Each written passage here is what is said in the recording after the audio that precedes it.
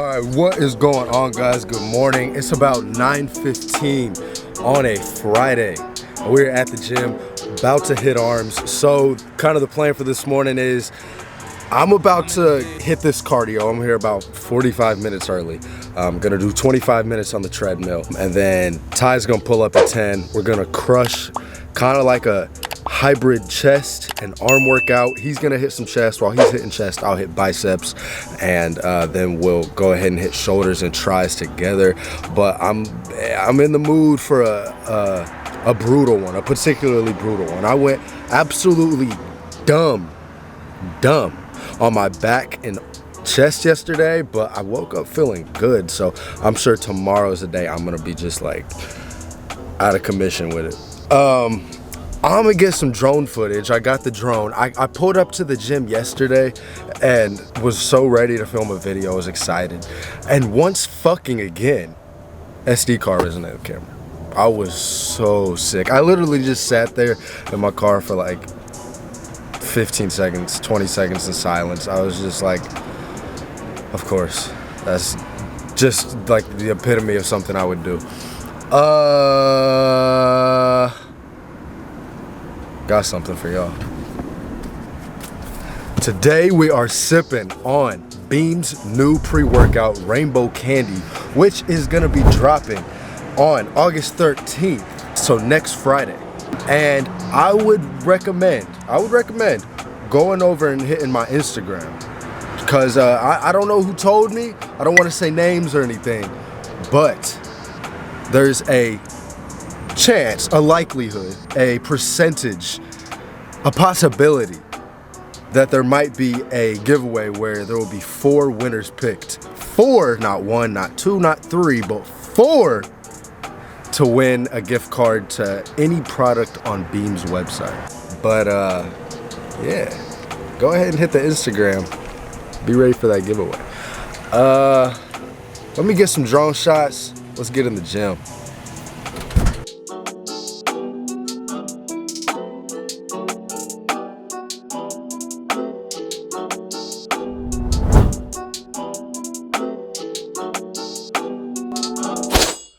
Yo, what is going on, guys? All right, so first of all, here's a video of what I look like right after I hop off the treadmill, and that's what I'm aiming to look like right after I hop off the treadmill. I like being sweaty, being a little warm right before I jump into my first set of whatever exercise I'm doing. But it is Sunday morning, and I'm recording a voiceover for the first time. I got my coffee with me, so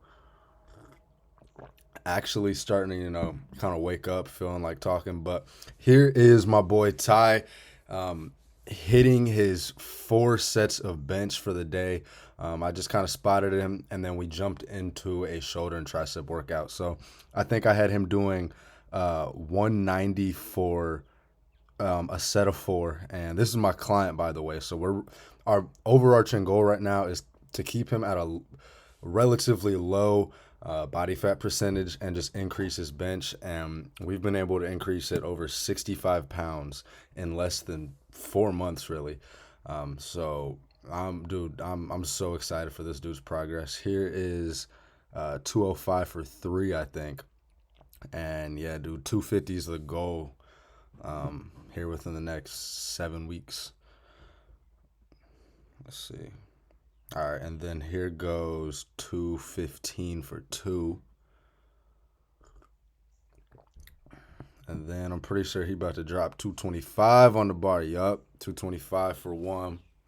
Then I think we tried 235, and it just didn't go up. But that's definitely progression, because he hit 225 for a max literally a week ago, which is crazy. That's clearly not his max if he did working sets leading up to it and then hit 225. But let's jump into this workout. So first thing we got is these lateral raises. I think this is just a warm-up set, but on the lateral raises, we had 5 sets of 10, and I used 40 for my working sets. Going back and looking at this footage, I could definitely see where my form could be a little bit better. So I think next time I'm going to drop the weight and really focus on just moving and getting my shoulders a little bit higher. Next, we hopped into some front raises, 4 sets of 12.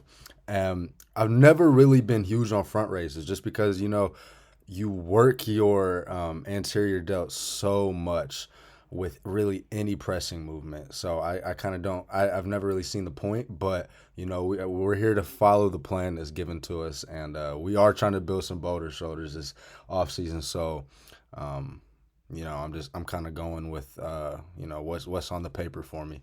But that it definitely felt like a nice movement. I will say that.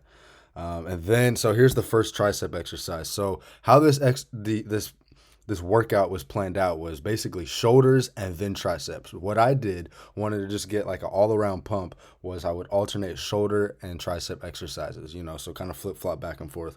But here we have um, single single arm dumbbell, or sorry, single arm cable extensions. And these are nice, just focusing on keeping that elbow locked in place and getting an entire range of motion. That was a big thing I was focused on, all the way down and squeezing all the way at the top. All right, here is one of my favorite just shoulder exercises to do in general. And I almost don't even view posterior delts, posterior. I don't know why I just said posterior. I always say posterior, but posterior delts as, like their own separate muscle group. I don't really view them as the shoulder. I don't really view them as the back, and I love to work them. So that's kind of like the reasoning on that. But we had those bent over flies, and putting your head on the bench is a game changer, especially if you're kind of new to doing this movement. It really helps you take, I guess, like the thinking out of, what do I do with my back? How do I have my shoulders retracted? Do I have them retracted? You kind of just lean your weight and are really able to like feel that pull in, your rear delt.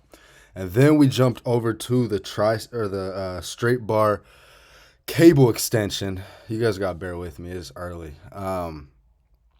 This is nice, man. Like I remember doing these, and we were doing super high reps. We were doing 4 sets of 20 regular, focusing on getting that huge range of motion. You guys can see I'm letting my tricep go until it does not contract anymore, and then we dropped it down. I dropped away about maybe 10, 20 pounds and just did reverse grip. So basically like a supinated kind of style. And that shit, you can't get a full range of motion with these, or at least I'm not doing them in a way that you're able to. But the big thing with these is because you're not able to get that full range of motion, the the tension is on the muscle the entire time. So you might be getting 75% of what you of a range of motion of what you would be getting compared to what you would be getting with, if you had a pronated grip, how we were doing them regular. But this, I mean, that tension does not leave the tricep, and your shit is all the way fucked up after a set of them, especially when we're doing such high reps. And then upright row, such a controversial movement. This is a movement that is really easy to get wrong. But the main thing I was really focusing on, and I say that from like not being an expert at all on this movement. I don't do these a lot, but I know you want to keep a more of a wider grip, a wider stance. As you guys can see that I'm doing, my hands are pretty damn wide, and with that, you're getting a lot of rear delt and trap activation. I remember I felt this a lot in my traps, so I might want to, I don't know, kind of experiment with hand placement and just like speed of reps. But one thing I was telling Ty here, and I'll be the one to call him out, so I'm sorry, Ty. You want to make sure your wrists are not doing that on every. You see how every rep his wrists are kind of supporting the weight at the top. You want to be able to have a wide enough grip and have the mechanics to keep your wrist as parallel as you can with your arm. And then here we go. We got the last thing. This shit was brutal. It was the shoulder press machine, but we used a Smith machine instead. So we had 2 sets of 30, 2 sets of 20, and 2 sets of 10, dude. And you can see my face at the end of these sets. I'm like gassed for real. Look at that. Man. Yeah, I can feel that through the screen, yo. Um, for my set of 10, I decided to throw on a plate, quit being a bitch. Glad I made that decision, but um, definitely a super, super solid shoulder workout. And I just lied to you. I'm pretty sure we did some shrugs afterwards. But I love the Smith machine, guys. I haven't really started using it until really recently, maybe like the last year, and it's so elite. You just get that fixed range of motion. All you got to worry about is pressing. Clean as hell. See my face again? That you can tell we put ourselves through it. All right. Now there go Ty looking like a tight end in this mug. This dude has put on some size. 17 pounds in about 4 months. Um, Clearly not all of that's muscle, but you know that a lot of that healthy fat is necessary just to be able to progress at a nice rate. But that is the end of um, this voiceover. I've never done one of these, so let me know how you guys feel about this. If I should do this more, if I should do it less. If you hate it, let me know. I ran out of video, so I guess this is just a black screen at this point. But I appreciate you guys for watching. Just a little bit something different. And yeah, enjoy the rest of the video. All right, guys. So we're going to wrap this video up here. I feel like, so you guys know when like somebody who has a pretty big following says that they're working on something behind the scenes, or like they're doing big things and they're gonna reveal it. Basically, they just say we're working on stuff behind the scenes. It's the phrase, everybody's heard it. Okay, and it makes them seem like they're doing some really important, special, like grand shit. Well, I'm here to say that I'm doing something behind the scenes. Ooh, I wish I could talk about it, but I really can't. But it is something that I'm really excited about. I'm putting lots and lots and lots of effort into, and I can't wait to reveal and like present. Like literally, it feels like I'm working on this and I'm gonna present it like a cake or some shit, bro. Like I'm working on this shit, and it's something that I'm putting like super high levels of detail and like me into. I'm putting a lot of me into this. When the time comes that I'm able to give this to you guys, you're gonna be getting a lot of me. Yeah, we're gonna wrap the video up here.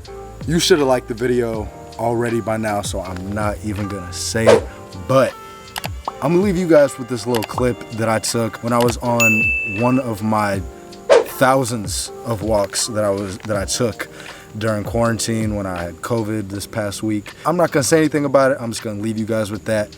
And yeah, love you guys. I appreciate you guys. Thank you so much for watching.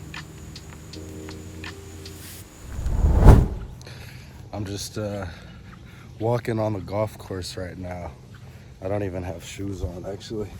Just letting my feet be on the grass and whatnot. But I'm there's like condos over here, and this guy, his name was Al. I just met him. He was sitting on his back porch. I think he said he was 77 years old, and he like literally shouted like across the golf course. He was like, dude, he said, you're pumping iron. And I was just like, yeah, he's basically telling me I look big. And I said, yes, I am. And then basically I walked over to him, and we just had a little conversation. And it feels weird to be getting to that point, to where like I'm just walking around with my shirt off and people can tell that I'm a bodybuilder. I haven't reached that point, I guess, until recently. You know, just being, you know, young, just turned 21 years old. It's like, I feel like I haven't reached that status of size yet. So it's weird to see people just like automatically know, oh, he's a bodybuilder just by the way he looks. It feels nice, you know, because the time and dedication and you put into this, it's like, okay, I guess people notice. He was telling me